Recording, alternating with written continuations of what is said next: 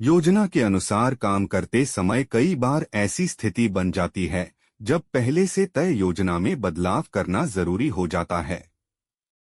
ऐसी स्थिति में बदलाव करने में पीछे नहीं हटना चाहिए। ये बात हम हनुमान जी से सीख सकते हैं।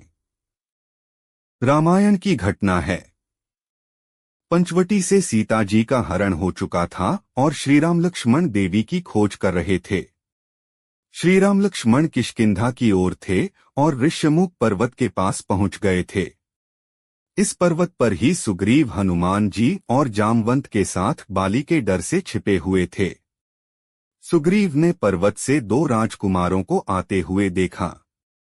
ये दो राजकुमार श्रीराम और लक्ष्मण ही थे।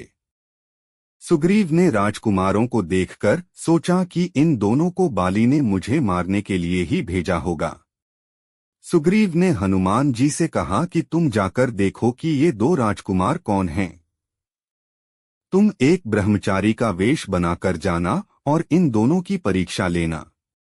अगर इन दोनों को बाली ने भेजा हो तो हमें इशारा कर देना, हम यहाँ से कहीं और भाग जाएंगे।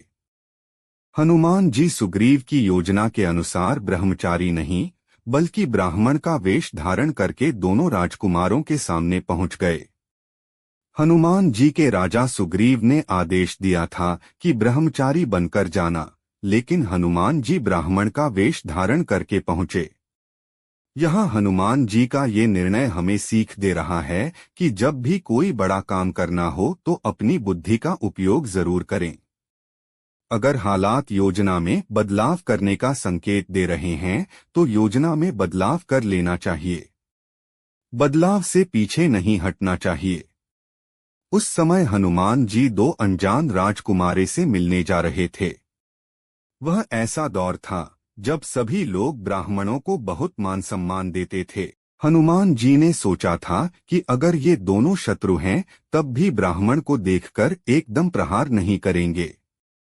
इस वजह से हनुमान जी ब्राह्मण के रूप में श्रीराम लक्ष्मण से मिले थे।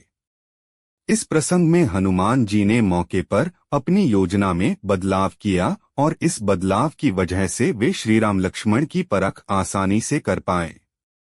इसके बाद जब हनुमान जी श्रीराम को पहचान गए तो अपने असली रूप में आ गए और सुग्रीव से श्रीराम की मित्रता करवाई थी।